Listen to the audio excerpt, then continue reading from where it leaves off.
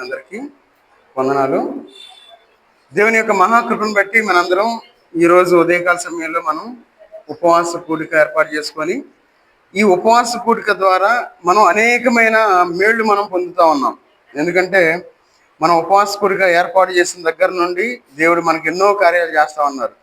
కాబట్టి ఇది మనకి చాలా ప్రాముఖ్యమైనది. అయితే ఈరోజు మనం దేవుని యొక్క మందిరంలో మనం ఏ విధంగా ఉండాలి అంటే దావీదు గారు ఏ విధంగా ఉన్నారు, మనం ఏ విధంగా ఉండాలి అనే విషయాల గురించి మనం ధ్యానం చేద్దాం. చూడండి, 122వ కీర్తన 122వ కీర్తన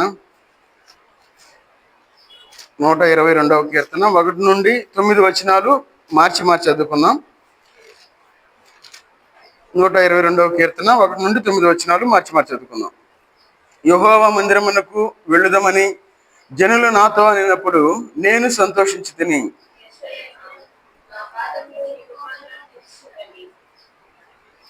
యెరూషలేమా, బాగుగా కట్టబడిన పట్టణమోలే నీవు కట్టబడి ఉన్నావు.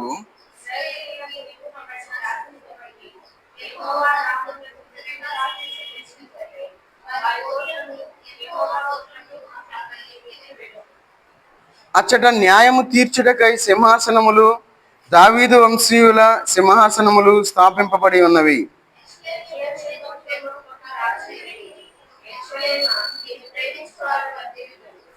నీ ప్రకారములలో నెమ్మది కలుగునుగాక, నీ నగరులలో క్షేమముండునుగాక.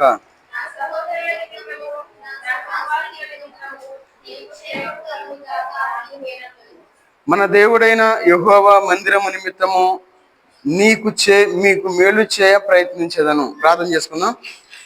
మహోన్నతుడైన దేవా, సర్వాధికారి అయిన దేవా, నీకు వందనాలు తండ్రి. ఉదయకాల సమయంలో మీ పాసందులో చేరినైనా మీకు వాక్యాన్ని మేము ధ్యానించడానికి, వినడానికి, పరిశీలన చేసుకోవడానికి మీరు ఇచ్చిన కృపను బట్టి మీకు వందనాలు ఆచరించుకుంటూ ఉన్నా తండ్రి.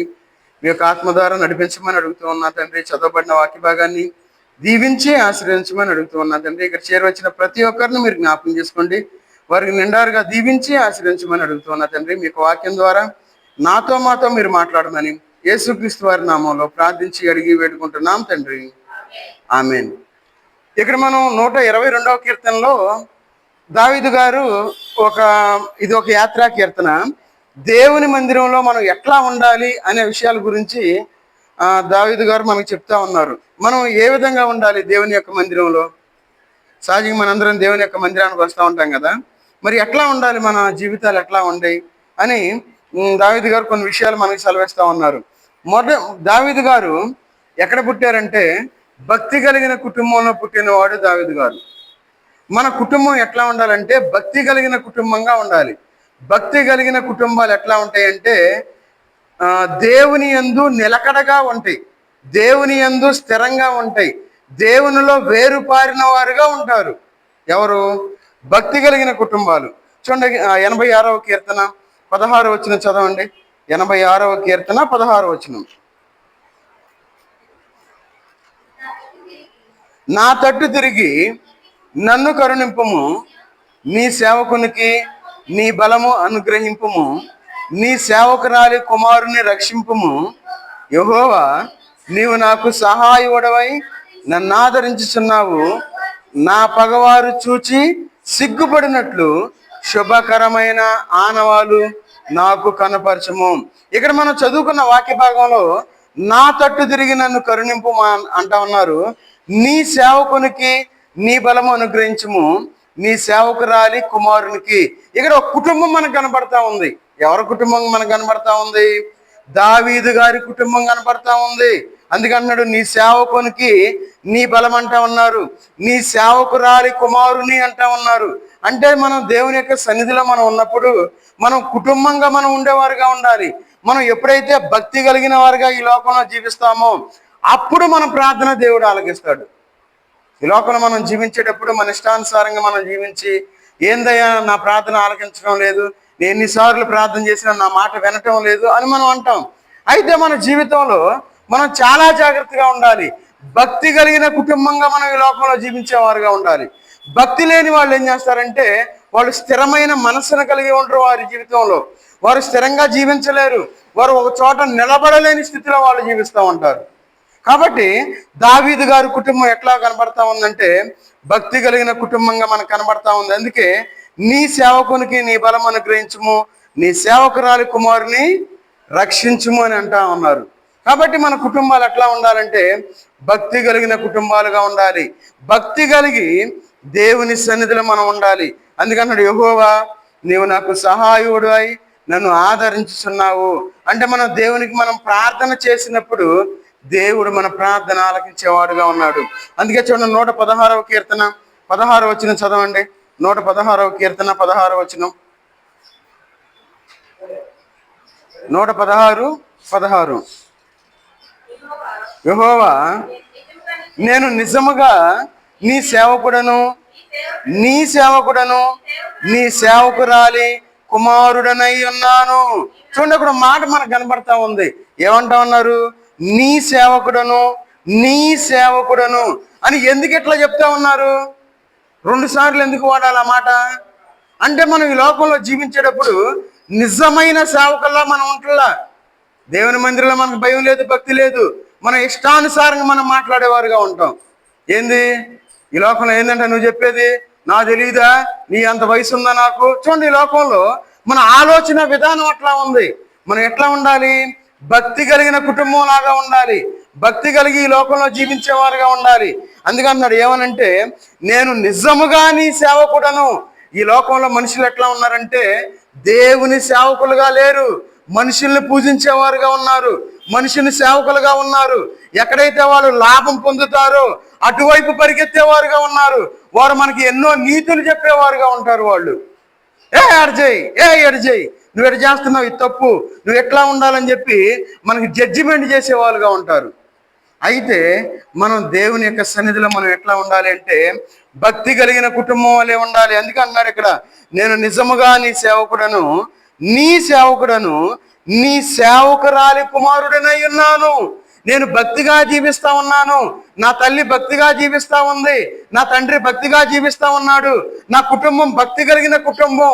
నేను చెదరగొట్టబడేవాడిగా లేను ఈ లోకంలో, నేను మనుషుల వైపు చూసేవాడిగా లేను అని కీర్తనకారుడు ఇక్కడ సెలవిస్తా ఉన్నాడు. అందుకే అన్నాడు, తర్వాత చదవండి అక్కడ, యెహోవా నామమును బట్టి నేను వారిని నిర్మూలము చేసేదను. చూడండి, దేవుని యొక్క సేవకుల కుటుంబం మీదకి ఎవరన్నా వస్తే, దేవుని మందిరం మీదకి ఎవరన్నా వస్తే దేవుడు నిర్మూలన చేసేవాడుగా ఉంటాడు. మనం ఎప్పుడు ఆశీర్వాదం గురించే మనం వింటాం కదా. మనకేంటంటే మన చెవులు ఆశీర్వాదం గురించే మనం మాట్లాడుకుంటాం. కానీ దేవుని యందు భక్తి కలిగి ఎవరైతే జీవిస్తూ ఉంటారో, భక్తి కలిగిన కుటుంబాల మీదకి ఎవరు వెళ్ళకూడదు. గుర్తుపెట్టుకోండి, మనం ఏం చేస్తామంటే ఊరిని ఒంటికాల మీద వెళ్ళిపోతాం. ఒకవేళ వాళ్ళు నిజంగా భక్తి కలిగి ఉన్నట్లయితే మనం నిర్మూలమైపోతాము అనే విషయాన్ని మనం గుర్తుపెట్టుకోవాలి. ఈ లోకంలో మనం చాలా జాగ్రత్తగా ఉండాలి. ఎందుకంటే దావీదు గారు భక్తి కలిగిన కుటుంబంలో నుండి వచ్చాడు కాబట్టి దేవుని మందిరంలో ఎట్లా ఉండాలి, దేవుని మందిరానికి ఎట్లా వెళ్ళాలి, దేవుని మందిరంలో నా యొక్క బ్రతుకు ఎట్లా ఉండాలి, నా మాట ఎట్లా ఉండాలి, నా ప్రవర్తన ఎట్లా ఉండాలి అని మనకు దేవుని యొక్క వాక్యం ద్వారా దావీదు గారు మనకు సెలవిస్తా ఉన్నారు. చూద్దాం, ఈ లోకంలో మనం ఎట్లా ఉండాలంటే మన కుటుంబాలు ఎట్లా ఉండాలి. చూడండి, దావీదు గారు ఎట్లా ఉన్నారు చూద్దాం. 2వ సమూయేలు గ్రంథం 23వ అధ్యాయము, 2వ సమూయేలు గ్రంథం 23వ అధ్యాయము 1వ వచనం తీసిన చదవండి. 23:1. దావీదు రచించిన చివరి మాటలు ఇవే.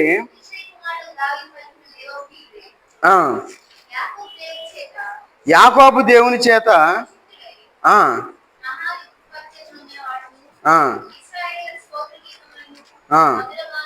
మధుర గానములను చేసిన గాయకుడనగు దావీదు పలికిన దేవోక్తి ఇదే.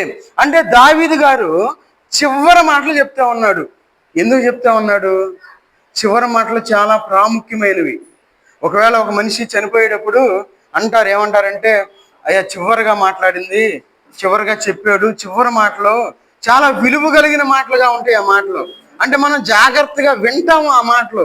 అయితే దావీదు గారు చివరి మాటలు చెప్తా ఉన్నారు. ఏమని చెప్తా ఉన్నారు చూడండి. యాకోబు దేవుని చేత అభిషిక్తుడైన మహాధిపత్యము నొందిన వాడును, ఇశ్రాయేలీయుల స్తోత్ర గీతములను మధుర గానమును చేసిన గాయకుడునగు. ఎవరు దావీదు గారంటే గాయకుడు, దేవుని సన్నిధిలో పాటలు పాడినవాడు దావీదు గారు. మరి మనం దేవుని సన్నిధిలో పాటలు పాడుతున్నామా? పాటలు మరి పాటలు పాడే టయానికి మనం దేవుని సన్నిధికి వచ్చేవారుగా ఉన్నామా? మనం ప్రార్థన చేయాలి. ఎందుకు ప్రార్థన చేయాలంటే, అయ్యా నేను సమయానికి నీ సన్నిధికి రావాలి, అయ్యా నీ సమయానికి వచ్చి నీ సన్నిధిలో నేను పాటలు పాడేవాడిగా ఉండాలి, పాటలు పాడేదానిగా ఉండాలి, మిమ్మల్ని ఆరాధించేవారిగా ఉండాలి అని మనం ప్రార్థన చేసేవారుగా ఉండాలి. అందుకే దావీదు గారు అట్లా చెప్తా ఉన్నారు. ఏమనంటే చూడండి, ఇశ్రాయేలీల స్తోత్ర గీతములను మధురగానము చేసిన గాయకుడనగు దావీదు. దావీదు గారు ఎవరు? పాటలు పాడాడు దావీదు గారు. సైలెంట్గా వచ్చి కూర్చోవాలి మందిరంలో, సైలెంట్గా వాళ్ళే పాటలు పాడతారులే, లేదంటే పాటలు అయిపోయిన తర్వాత వద్దాంలే, ఏముందిలే పాటలు పాడేది, ఏమన్నాయి వాయిద్యాలు. కొంతమంది అంటారు వాయిద్యాలు వాయించకూడదు, తప్పు అంటారు. ఈ లోపల మనం రకరకాల మాటలు మనం వింటా ఉన్నాం. వాళ్ళు ఏమంటారంటే వాక్యాన్ని సరి అయిన విధంగా విభజించాలంటారు. దానికి ఉదాహరణ ఒక 3 మాటలు చెప్తా. అది ఎట్లా ఉంటుందంటే, ఒకసారి ఒక పాస్టర్ గారు చక్కగా వాక్యం చెప్తా ఉన్నారు. వాక్యం చెప్తా ఉన్నప్పుడు కొత్తగా ఒక ఆయన మందిరానికి వచ్చాడు. మందిరానికి వచ్చిన తర్వాత ఏమైందంటే చూడండి, లోకాసు వార్త 18వ అధ్యాయము 14 వచ్చిన చదవండి. లోకాసు వార్త 18వ అధ్యాయము 14 వచ్చిన చదవండి.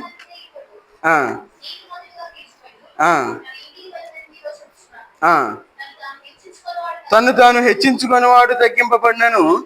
చాలు. ఈయన ఏం చేశాడంటే ఈ మాట తీసుకున్నాడు. ఏమని? తను తాను హెచ్చించుకుని వాడు తగ్గించబడిన అని తీసుకున్నాడు. దాన్ని విభజించాలిగా. ఇప్పుడు మనం వినే మాట ఏంటంటే విభజించాలి. ఎందుకంటే మన 2 తిమోతి పత్రిక 2వ అధ్యాయము 15వ వచనంలో ఉంటది. ఏమని ఉంటదంటే సత్యవాక్యము సరిగా విభజించవలెను అని ఉంటది.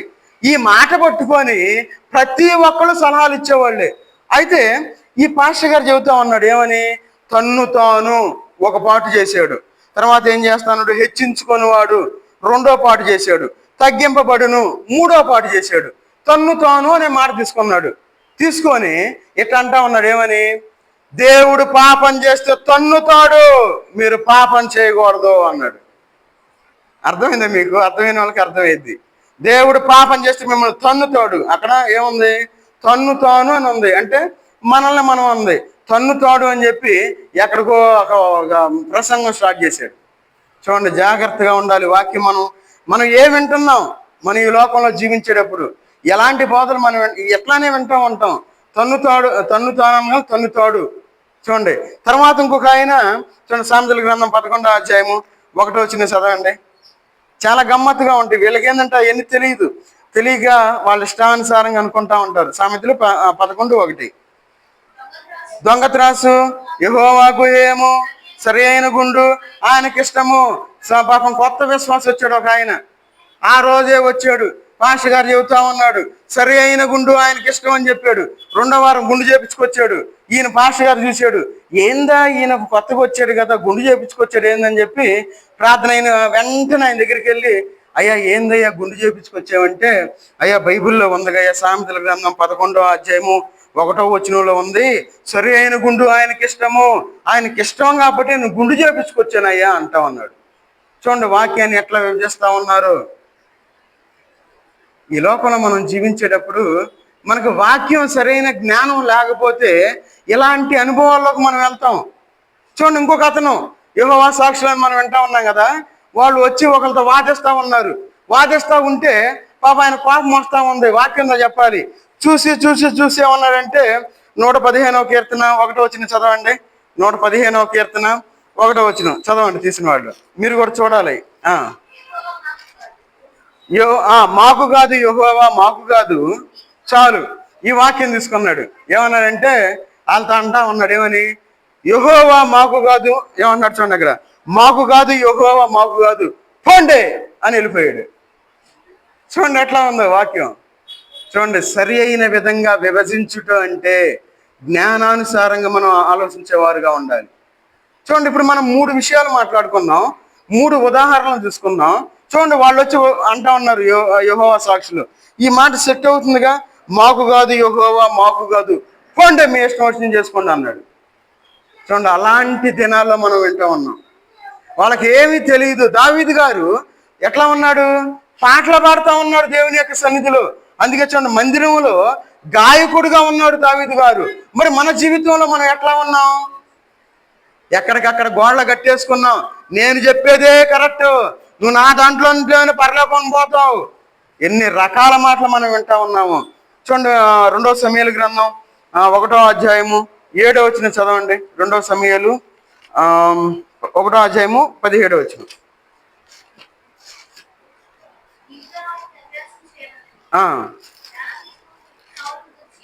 దావీదు సౌలును గూర్చియు కుమారుడైన యోనాతాను గూర్చియు ధనురీతం ఒకటి చేసి దాన్ని బట్టి విలాపము సలిపెను.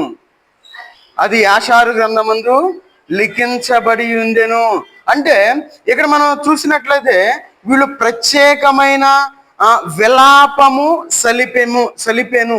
విలాపము అంటే ఒక ప్రత్యేకమైన శోక గీతము అని మనం చెప్పుకోవచ్చు. అంటే బాధలో ఉండి పాడే పాట అని మనం చెప్పుకోవచ్చు. అంటే దావీదు గారు చూడండి, ప్రత్యేకమైన శోక గీతాలు పాడిన వాడిగా కనబడతా ఉన్నాడు.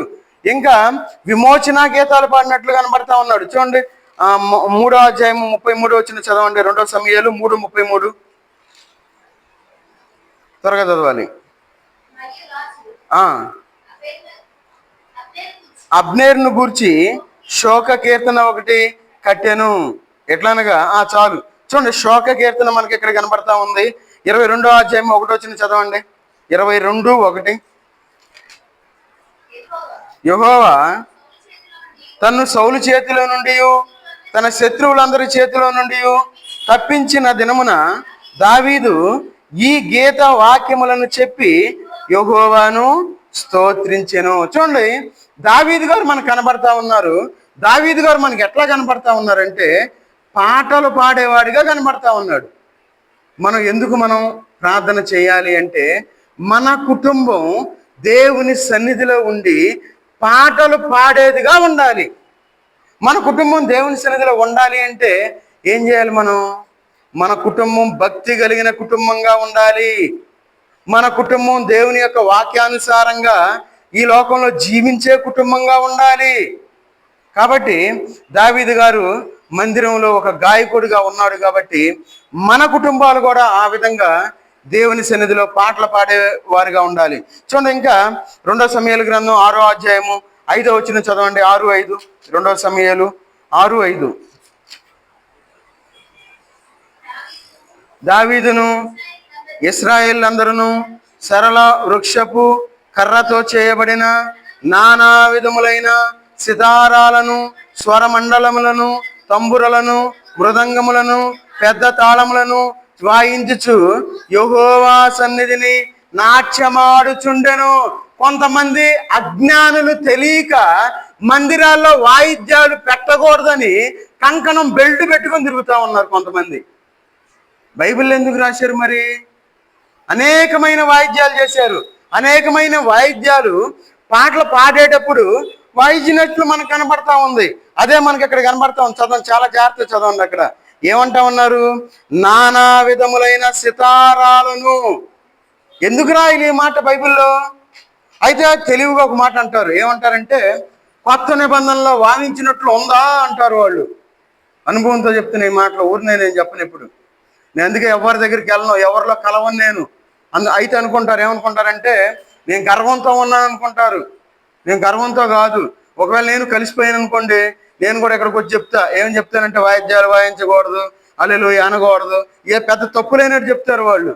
చాలా జాగ్రత్తగా ఉండాలి. మనం వాక్యానుసారంగా వెళ్ళేవారిగా ఉండాలి. చూడండి, అక్కడ నానా విధములైన, చూడండి అక్కడ ఎన్ని వాయిద్యాలు కనపడతా ఉన్నాయో. సితారాలను, స్వర మండలములను, తంబురలను, మృదంగములను, పెద్ద తాళములను వాయించుచు 5 రకాల వాయిద్యాలు వాయిస్తూ ఉన్నారు. మనము ఈ లోకంలో ఉసూరుమంటా ఉండాలి. చప్పట్లు కొట్టినా తప్పేనా వాళ్ళు ఉన్నారు ఈ లోకంలో. చూడండి, దావీదు గారు దేవుని యొక్క మందిరంలో వాయిద్యకారుడిగా ఉన్నాడు. ఆయన దేవుని యందు సంతోషించేవాడుగా ఉన్నాడు. దేవునిలో ఆనందించేవాడుగా ఉన్నాడు దావీదు. ఉసూరుమంటా ఈ లోకంలో జీవించాల దావీదు గారు. మన కుటుంబాలు దేవుని మందిరంలో సంతోషించేవారుగా ఉండాలి. అలాంటి సంతోషాన్ని మనం కలిగి ఉండాలి అంటే దేవుణ్ణి మనం కలిగిన వారుగా ఉండాలి. చూడండి, అన్నిటికీ లింకే. చూడండి, మనం ఈ లోకంలో అజ్ఞానులంగా మనం ఉండకూడదు. అజ్ఞానులుగా ఉంటారు చాలా మంది, అజ్ఞానంగా మాట్లాడతారు. ఈ లోకంలో జీవించేటప్పుడు చాలా చాలా జాగ్రత్తగా ఉండాలి. అందుకే చూడండి, ఇక్కడ మనం దేవుని యొక్క ఆమోసు గ్రంథం 6వ అధ్యాయము 5వ వచనం చదవండి. ఆమోసు గ్రంథం 6వ అధ్యాయము 5వ వచనం. స్వరమండలములతో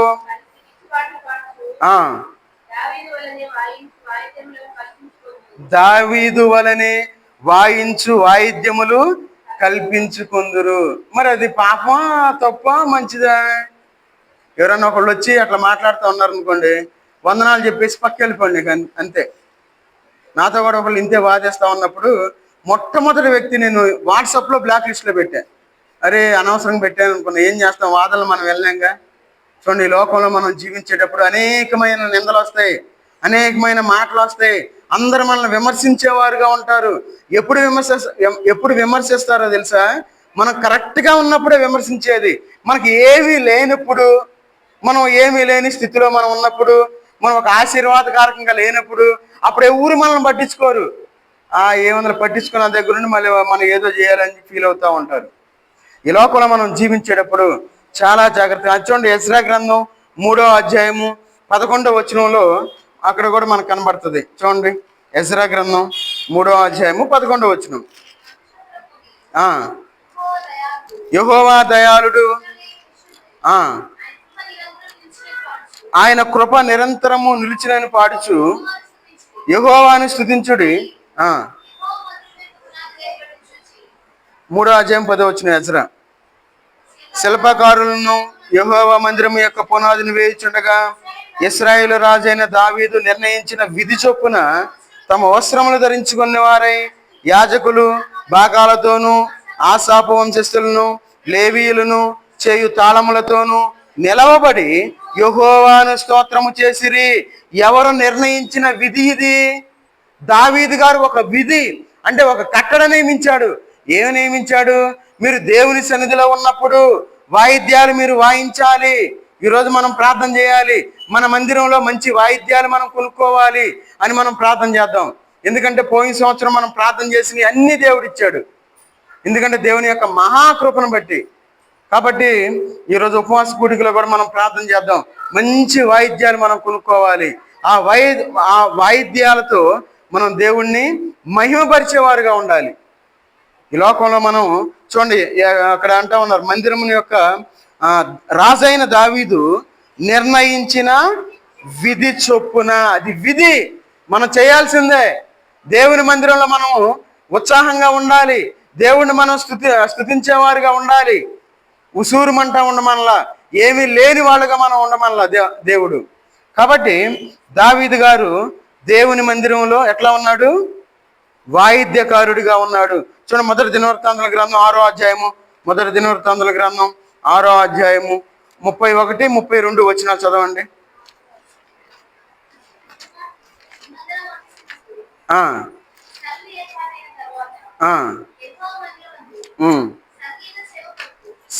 సంగీత సేవకులకు దావీదు నియమించిన వారు వీరే: సొలొమోను యెరూషలేములో యెహోవా మందిరమును కట్టించు పర్యంతము వీరు సమాజపు గుడారము యొక్క ముంగిట సంగీత సేవను ఆచరించుచుండిరి.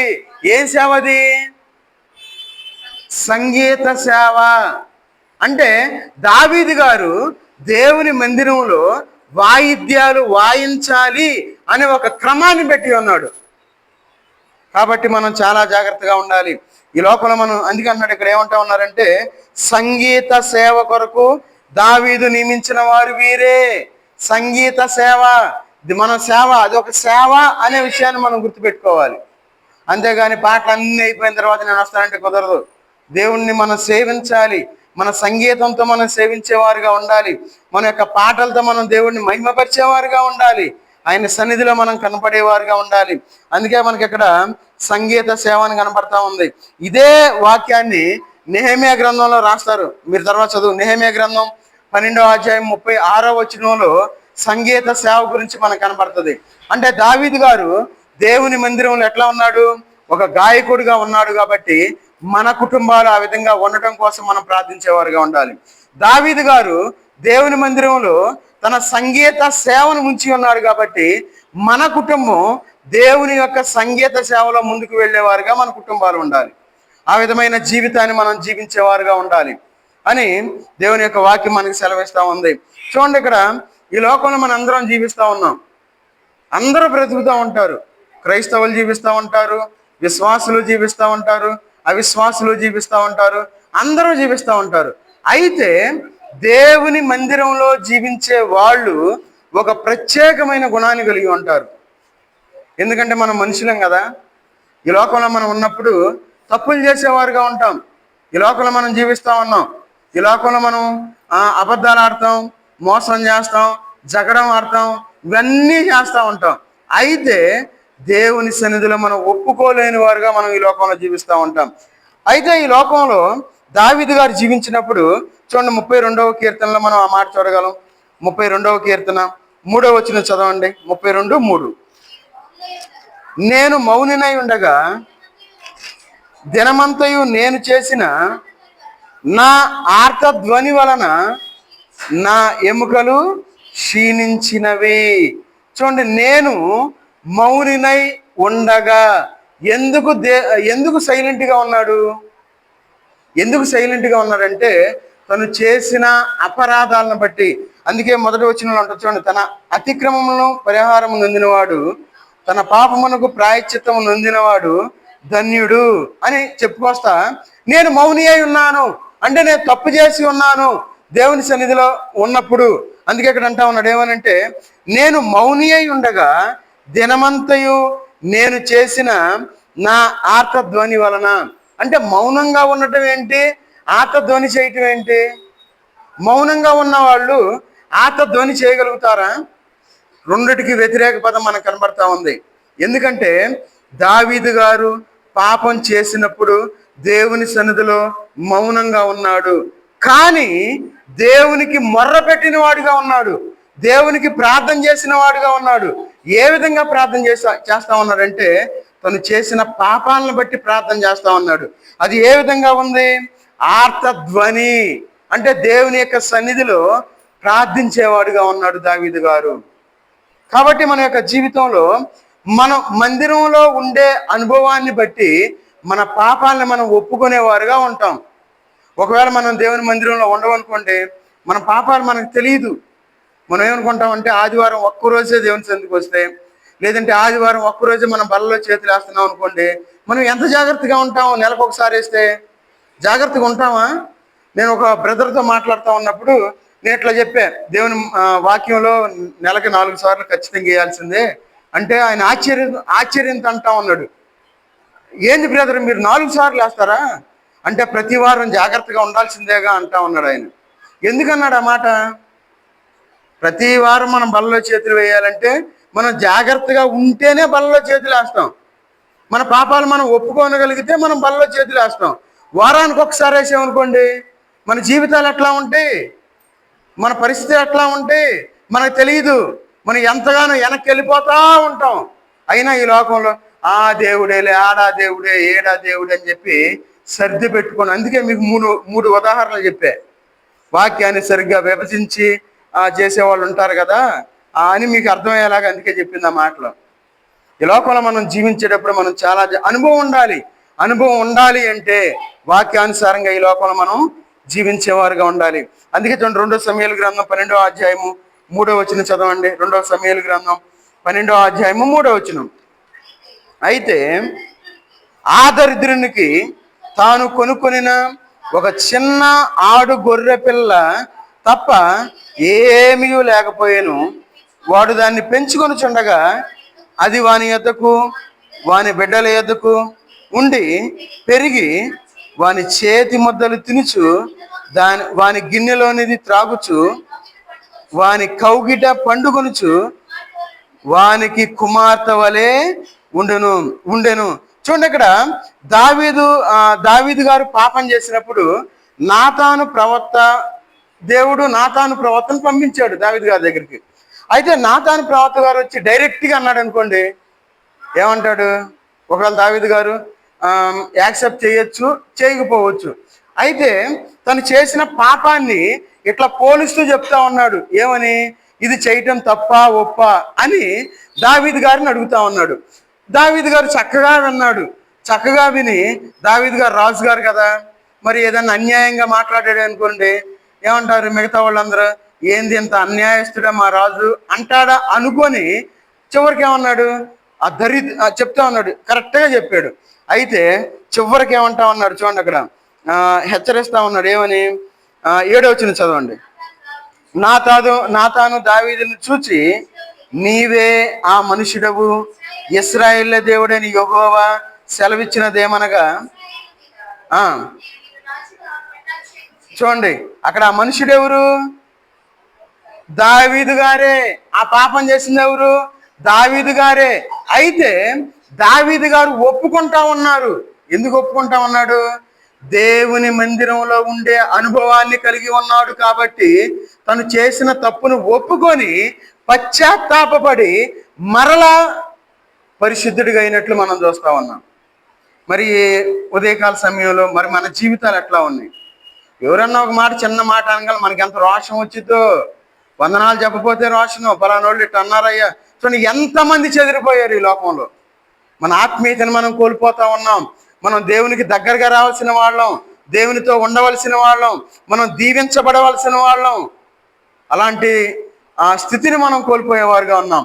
అయితే దావీదు గారు దేవుని యొక్క మందిరంలో ఉంటా ఉన్నాడు కాబట్టి తన యొక్క అనుభవంతో చెప్తా ఉన్నాడు. చూడండి, మొదటి రాజుల గ్రంథం 15వ అధ్యాయము 4వ వచనం చదవండి. మొదటి రాజులు 15:4.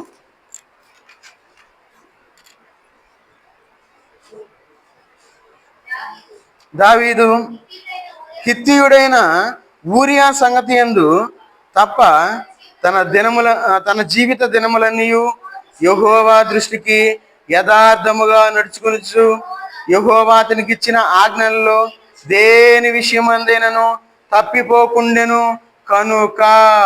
చూడండి, దావీదు గారు ఒక్క తప్పే చేసింది. ఎక్కడ తప్పు చేశాడు? ఆయన ఊరియా విషయంలో పాపం చేశాడు. అయితే ఒక్క విషయంలోనే తప్పు చేశాడు, పశ్చాత్తాపడ్డాడు, దేవుని యొక్క సన్నిధిలో ఉన్నాడు. అందుకంటున్నాడు ఏమని? యెహోవా దృష్టికి యథార్థముగా నడుచుకొనుచు దేవుని మందిరంలో ఉన్నవాడుగా ఉన్నాడు, దేవుని యొక్క సన్నిధిలో ఎదిగిన వాడుగా ఉన్నాడు, దేవుని యందు భయభక్తులు కలిగిన వాడుగా ఉన్నాడు, దేవునితో మాట్లాడిన వ్యక్తిగా ఉన్నాడు. అందుకన్నాడు యెహోవా అతనికి ఇచ్చిన ఆజ్ఞలలో దేని విషయమందును తప్పిపోకుండెను గనుక. మనం ప్రార్థన చేయాలంటే దేవుడిచ్చిన ఆజ్ఞలు తప్పిపోకుండా మనం ప్రార్థన చేసేవారుగా ఉండాలి. మన జీవితంలో దేవుని ఆజ్ఞలు ఎప్పుడు ఉంటాయి, దాన్ని ఎవరు ఏం చేయలేరు. దేవుని ఆజ్ఞలు ఎవరు చెడగొట్టలేరు. మన జీవితాలు మనం చెడగొట్టుకుంటా ఉన్నాం. దేవుని యొక్క ఆత్మీయమైన ఆహారాన్ని తీసుకోలేకపోతా ఉన్నాం. ఎందుకంటే మా అయ్యగారు చెబుతున్నారు. అయ్యగారు ఎవరు? అయ్యగారు పరలోకానికి తీసుకెళ్లారు. మళ్ళీ అదొక బాధ. మళ్ళీ ఆ వర్గానికి సంబంధించిన వాళ్ళందరూ అనుకుంటారు, ఏందా ఈ నెట్ట చెబుతున్నాడు, ఎట్టంటే బైబిల్ అంతే ఉంది, ఏమి చేయలేం. చెప్పకపోతే రేపు దేవుడు నన్ను ప్రశ్నిస్తాడు, నువ్వు ఎందుకు చెప్పలేదయ్యా అంటాడు. ఆ ఉద్దేశంతోనే చెబుతుంది, అంతేగాని ఏదో చేద్దామని మాత్రం ఎలాంటి దురుద్దేశం లేదు. మన జీవితంలో దేవుని యందు మనం ఉండేవారుగా ఉండాలి, దేవుని వాక్యానుసారంగా ఉండాలి. ఎన్నిసార్లు ఉన్నా వాళ్ళ బ్రతుకుని ఎందుకు మర్చిపోలేకపోతా ఉన్నారు? మళ్ళీ కోపం, మళ్ళీ వీళ్ళు ఎందుకు మళ్ళీ కోప పడేవారుగా ఉంటారు. నిజం, ఎవరికన్నా మనం మంచి చెప్పామనుకోండి, మంచి చెప్పేవాళ్ళని ఎవరు ప్రేమించరు. అట్లా కాకుండా మనం నీకు ఉదాహరణకి యవనస్తులు ఏం చెప్తారంటే పక్కన తీసుకెళ్తారు, ఒక సిగరెట్ దాగా అంటారు. వీడేమంటాడు? ఫస్ట్ వెళ్ళినాడు, మా అమ్మోళ్ళు ఊరుకోరు, అమ్మోళ్ళు నన్ను దొంతారు, సిగరెట్ నన్ను దాగని అంటాడు. నువ్వు భలేవాడు రా, సిగరెట్ అబ్బా భలే ఉండిద్ది, మిమ్మల్ని అని చూస్తున్నారా, ఒక్కడేగా తాగు అంటారు. వీడు చివరికి ఏం చేస్తాడు? చివరికి ఎట్టని అంటాడు, దగ్గుతాడు అంటాడు, ఇక ఆటోమేటిక్గా అలవాటైపోతాడు. మరి అదే పిల్లలు, అదే యవనస్తులు ఒక యవన బిడ్డను పట్టుకొని, అరే నువ్వు ప్రార్థనకి రా, నువ్వు ప్రార్థనలో ఉండు, నువ్వు బాప్తీసం తీసుకో, నువ్వు దేవుల్లో ఉండు అని ఎవరేం చెబుతారా? అది మంచిదా? ఇది మంచిదా? ఇది మంచిది. అంటే మంచి విషయాన్ని చెబితే ఒకవేళ కనపడినప్పుడు అంటారు, మరి వీడు బొద్దు వచ్చిన దగ్గర నుండి ప్రార్థన అంటాడు, బాప్తిసం అంటాడు, ప్రతి ఆదివారం బల్లో చేతులు అంటాడు, ఈ తలనొప్పి ఎందుకు రా బాబు, వస్తున్నాడు రా బాబు, బైబిల్ పట్టుకున్నాడని చెప్పి పక్కెళ్ళిపోతారు. మంచి విషయానికి ఏమో ముందుకు రాలేరు, చెడు విషయానికి బాగా ముందుకు వెళ్ళిపోతూ ఉంటారు. చూడండి, మనిషి అలాంటి వాటికి బాగా ఎదురు అంటే బాగా ఆసక్తి కలిగిన వారుగా ఉంటారు. మన జీవితంలో మనం దేవుని దగ్గరికి మనం రావాలి, దేవుని యొక్క సన్నిధిలో మనం గడిపేవారుగా ఉండాలి. అందుకే చూడండి, కీర్తనకారుడు ఒక మాట అంటా ఉన్నాడు, ఏమనంటే మందిరాన్ని ప్రేమించిన వ్యక్తిగా ఉన్నాడు దావీదు గారు. చూడండి, 122వ కీర్తన 1వ వచనం చదవండి. యెహోవా మందిరమునకు వెళుదామని జనులు నాతో అనినప్పుడు నేను సంతోషించి తిని. ఎవరు సంతోషిస్తారు?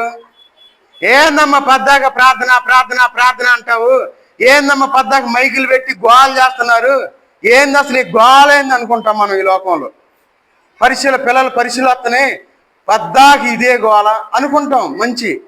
కానీ దావీదు గారు ఏమంటా ఉన్నారు, యెహోవా మందిరమునకు వెళుదామని జనులు నాతో అన్నప్పుడు నేను సంతోషించి తిని. మన జీవితంలో మనం ఎందుకు సంతోషించాలి అంటే దేవుని సన్నిధికి రావడానికి మనం సంతోషించేవారుగా ఉండాలి. దావీదు గారు దేవుని మందిరాన్ని ప్రేమించిన వ్యక్తిగా ఉన్నాడు, మందిరాన్ని ప్రేమిస్తా ఉన్నాడు. ఎవరైనా మందిరానికి వెళ్దామంటే సంతోషించేవాడిగా ఉన్నారు. ఒకవేళ ఎవరన్నా వచ్చి మనతో బిర్యానీకి వెళ్దాం పా అంటే మనం సంతోషిస్తాం. ఎందుకు? చక్కగా బిర్యానీ తినొచ్చుగా. లేదంటే బర్త్డే పార్టీ ఉంది అంటే మనం ఎంతో సంతోషిస్తాం. మందిరంలో ఉండమంటే సంతోషం మనకు ఉండదు. చూడండి, మన జీవితంలో మందిరాన్ని మనం ప్రేమించేవారుగా ఈ లోకంలో మనం జీవించాలి. చూడండి, 4వ వచనం చదవండి, 122:4.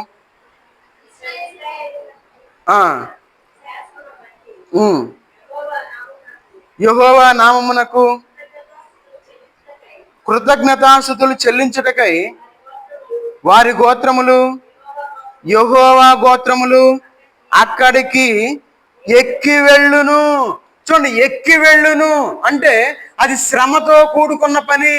అంటే దేవుణ్ణి పూజించాలి అంటే వారు యెరూషలేము వెళ్ళి పూజించే వాళ్ళు. అప్పట్లో ఖచ్చితంగా యెరూషలేము ప్రయాణం అయ్యి వెళ్ళాలి, వాళ్ళు అన్నాన్ని సిద్ధపరచుకోవాలి, ముందుగా ప్రయాణం నడుచుకుంటా వెళ్ళాలి, వెళ్ళి దేవుణ్ణి పూజించేవారుగా ఉండాలి, దేవుని యొక్క మందిరంలో గడిపేవారుగా ఉంటారు. అందుకే ఇక్కడ యెహోవా నామమునకు కృతజ్ఞతాస్తుతులు చెల్లించుటకై వారి గోత్రములు, యెహోవా గోత్రములు అక్కడికి ఎక్కి వెళ్ళును.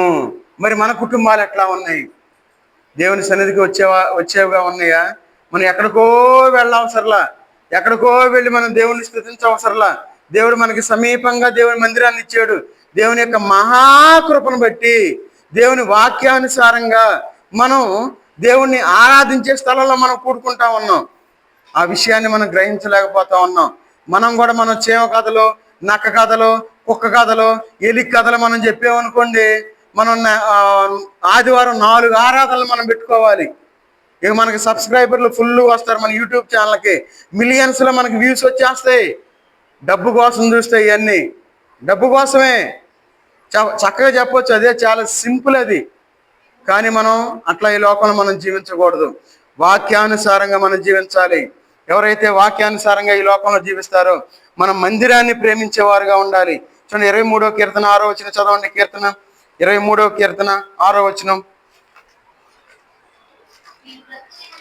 నేను బ్రతుకు దినములన్నీ కృపాక్షేమములే నా వెంట వచ్చును, చిరకాలము యెహోవా మందిరములో నేను నివాసము చేసేదను.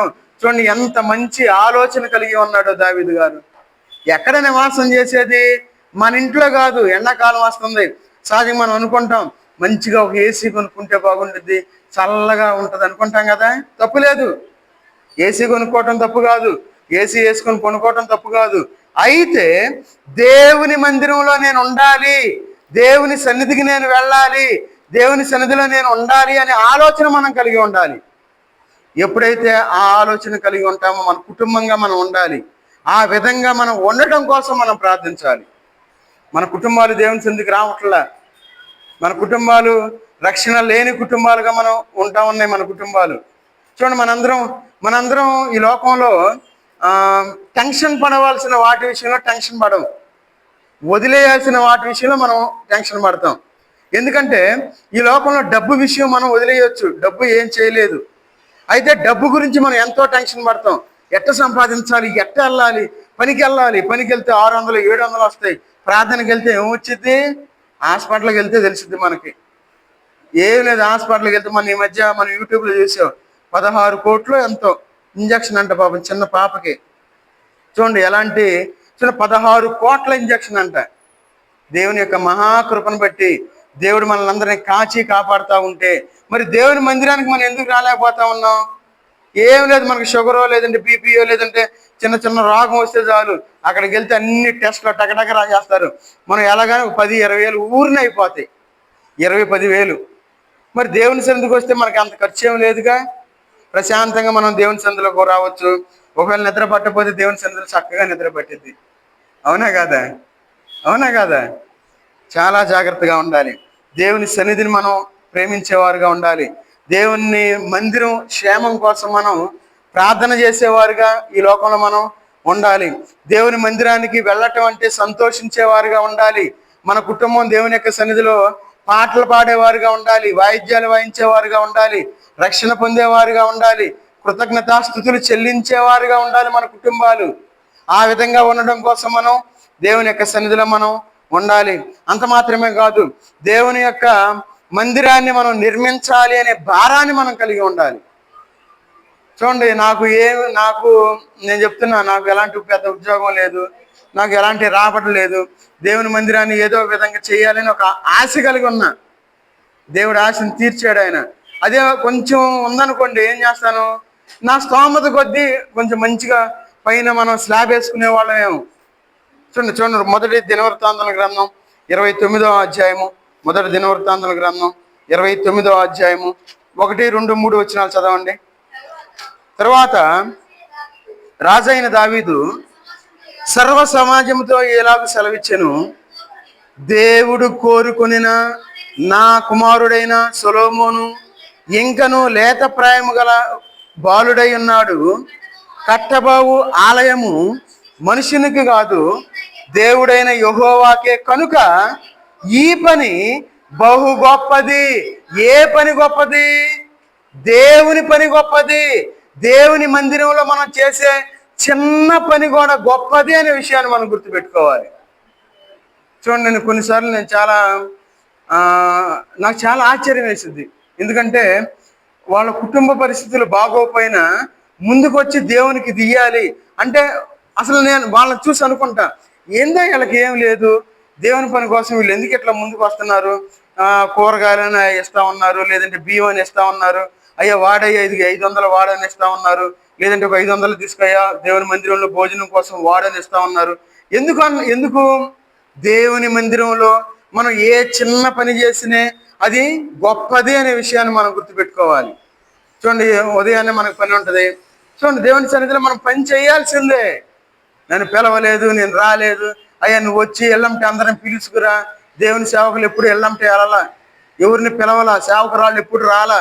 ఎందుకంటే మన ఆలోచన అది. మనం అనుకుంటాం వాళ్ళు రావాలి, నన్ను పిలవాలి, అప్పుడే వస్తారు, ఎల్లంటే పిలుచుకురా అంటారు. దేవుని సన్నిధికి రావాలి, మనం దేవుని సన్నిధి గౌరవం కలిగి ఉండాలి, దేవుని సన్నిధికి వచ్చి మనం అభివృద్ధి చెందాలి.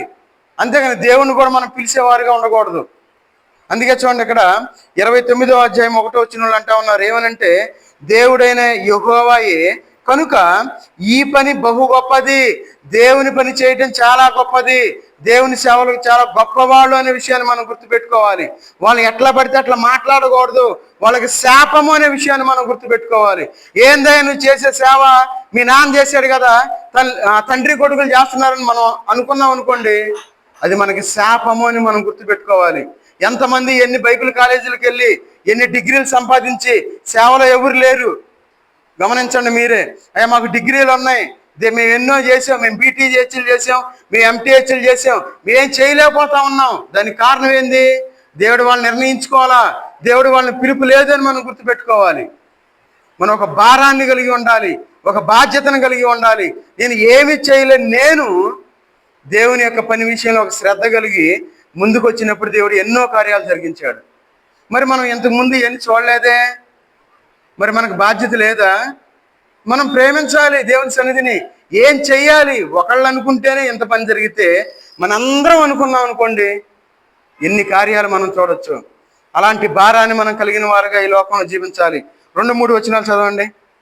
యెహోవా, నేను బహుగా ప్రయాసపడి నా దేవుని మందిరమునకు కావలసిన బంగారపు పనిని బంగారమును, వెండి పనికి వెండిని, ఎత్తడి పనికి ఎత్తడిని, ఇనుప పనికి ఇనుమును, కర్ర పనికి కర్రలను, గోమేధికపు రాళ్లను, చెక్కుడు రాళ్లను, వింతైన వర్ణములు గల పలు విధములు గల రాళ్లను, మిక్కిలి వెలగల నానావిధ రత్నములను, తెల్ల చలువరాయి విశేషముగా సంపాదించి తిని. దేనికోసం సంపాదించాడు? ఈ లోకంలో ఎట్లా ఉందంటే దేవుని పేరు చెప్పుకొని సంపాదించుకుంటా ఉన్నారు. దేవుని కోసం ఎవరు సంపాదించడంలా, నేను అది చేస్తున్నాను, ఇది చేస్తున్నాను, వాళ్ళకి అది చేస్తున్నాను, నేను హాస్టల్లో పెడతా ఉన్నాను, లేని వాళ్ళని ఏదో చేస్తున్నాను, సంపాదిస్తున్నారు. నేను ఒక్క రోజు నేను కూర్చుంటే నేను సంపాదించవచ్చు, నేను ఎతికే పని లేదు, నేను కూడా అనుకోవచ్చు, నేను కూడా మాయ మాటలు చెప్పొచ్చు, దాంట్లో చాలా తెలివి గలవాడిని. నేను చిన్నప్పుడు 10వ తరగతిలో ఉన్నప్పుడు ముంబైలో ఒక అతనితో మాట్లాడితే అతని నుండి ఫండింగ్ రాపించగలిగా. వేరే వాళ్ళు తీసుకెళ్లారు నన్ను, నెట్లో కూర్చోబెట్టి ఆయన నాకు సహోదరుడు అవుతాడు, అతని నిమిత్తం నేను మాట్లాడా. ఆ టైంలోనే 300 పంపించాడు. 300 ఎంత నాకు గుర్తులేదు, జరిగింది. ఎందుకంటే మన జీవితంలో మనం దేవుని కొరకు మనం సంపాదించేవారుగా ఉండాలి, మన కొరకం కాదు. ఏం లేదు, కొంచెం పక్కన పెడితే చాలా చేయొచ్చు. కానీ ఏమైతే అక్రమము చేయువారలారా, దేవుని పేరు చెప్పుకొని ఎంతమంది సంపాదించుకుంటా ఉన్నారు చూడండి. ఈ లోకంలో మనం మన కంటితో చూస్తాం, చాలా శాపం. మనం దేవుని కొరకు మనం సంపాదించేవారుగా ఉండాలి, మన కొరకు. అందుకే చూడండి ఇక్కడ 29వ అధ్యాయం చాలా స్పష్టంగా చెప్తా ఉన్నాడు. ఏమనంటే విశేషముగా సంపాదించి తిని. 3వ వచనం, మరియు నా దేవుని మందిరము మీద నాకు కలిగి ఉన్న మక్కువ చేత నేను ఆ ప్రతిష్టమైన మందిరము నిమిత్తము సంపాదించి ఉంచిన వస్తువులు కాక చాలు. చూడండి, నా దేవుని మందిరము మీద నాకు కలిగి ఉన్న మక్కువ చేత. ఈ లోకంలో మనం జీవించేటప్పుడు దేవుని సన్నిధిని మనం ప్రేమించేవారుగా ఉండాలి, ఆసక్తి మనం కలిగిన వారుగా ఉండాలి. నేనేం చేయాలి మందిరానికి, నేనేం పని చేయాలి అని మనం త్యాగాన్ని కలిగిన వారుగా ఉండాలి. ఏమీ లేదు, ఏందంట ఆళ్ళల్లో ఒకటే, చుట్టాలే ఆళ్ళాలు అనుకుంటారు. మందిరంలో చుట్టాలు ఏమి లేదు, ఎవరైనా ఒకటే. నేను కూడా మీలాంటి వాళ్ళనే, నాది ఏమి లేదు. దేవుడు నిలబెట్టుకున్నాడు కాబట్టి నేను ఇక్కడ నిలబడి మాట్లాడుతాను అంతే. దేవుడు పని చేపిస్తూ ఉన్నాడు కాబట్టి నేను ఆహారాన్ని సిద్ధపరచగలుగుతా ఉన్నా, అంతే. అంతకంటే అసలు నా కెపాసిటీయే కాదు అది. దేవుని యొక్క చిత్తానుసారంగా జరుగుతుంది పరిచర్యలు మొత్తం. నేను చాలా సంతోషించే. నా కుటుంబ పరంగా చూస్తే నేను ఏం చేయలేని వాడిని, కానీ దేవుడు మందిరం యందు మనం ఆసక్తి కలిగిన వారుగా ఉండాలి. అందుకే చూడండి, నా మందిరపు 3వ వచనం అంటా ఉన్నాడు. ఏమనంటే నా సొంతమైన బంగారమును వెండిని నా దేవుని మందిరము నిమిత్తము నేను ఇచ్చేదని. వెండి బంగారాలు ఇచ్చాడు. ఎవరు? సొలొమోను గారు సిద్ధపరిచారు. దావీదు గారు ముందుకొచ్చి దేవుని యొక్క పని జరిగించినట్లు మనం చూస్తా ఉన్నాం. శ్రద్ధ కలిగి ఉంటే మనం అన్ని సమయానికి చేస్తాం. శ్రద్ధ లేకపోతే ఏముందిలే మనవాళ్ళగా ఎప్పుడు అట్లా ఉండకూడదు. ట్రైన్ ఉంది, మనం ఏం చేయాలి? అరగంట ముందే వెళ్ళాలి. ట్రైన్ ఆపుతామా? అయ్యగారు వస్తున్నాడు ఉంచుతామా? ఉంచకూడదు, ముందుకు వెళ్ళేవారుగానే ఉండాలి, అది ఎవరైనా సరే. కాబట్టి ఆసక్తి కలిగిన వారుగా ఉండాలి. ఈ లోకంలో మనం దేవుని పనిని, దేవుని యొక్క మందిరాన్ని మనం ప్రేమించేవారుగా ఉండాలి. మన జీవితాలు బాగుపడతాయి. నేను ధైర్యంగా చెప్పగలను, మన మందిరాన్ని ఏ విధంగా అయితే దేవుడు ఆశీర్వదిస్తా ఉన్నాడు, పరిచర్యలు కొనసాగించడానికి పరిచర్యలు ఇస్తా ఉన్నాడు, అదే విధంగా మన కుటుంబాలు దేవుడు దీవిస్తాడు. కాబట్టి మన యొక్క జీవితంలో మనం దేవుని వైపు మనం చూసేవారుగా ఉండాలి. బాధ్యత భారాన్ని మనం కలిగిన వారుగా ఉండాలి. కాబట్టి ఈ మధ్యాహ్న కాల సమయంలో మనందరం దేవుని యొక్క మహాకృపను బట్టి ఈ విధంగా మనం చేరి దేవుని యొక్క వాక్యాన్ని మనం వినగలిగాం. మరి మనం ఎట్లా ఉన్నాం? దావీదు గారు అంత శ్రద్ధ కలిగిన వాడుగా ఉన్నాడు, అంత కుటుంబాన్ని దేవుని యొక్క సన్నిధిలో ఉంచగలిగిన వాడుగా ఉన్నాడు, దేవుని యొక్క మందిరాన్ని ప్రేమించిన వాడుగా ఉన్నాడు. కాబట్టి మనందరం మన కుటుంబాల కోసం దావీదు జీవితంలో అయితే ఏ విధంగా అయితే జరిగిందో ఆ విధంగా మన విషయాల్లో మనం ఉండాలని ప్రార్థన చేసుకొని మనం ముగించుకుందాం. అందరూ ఒకరి తర్వాత ఒకరు ప్రార్థించండి.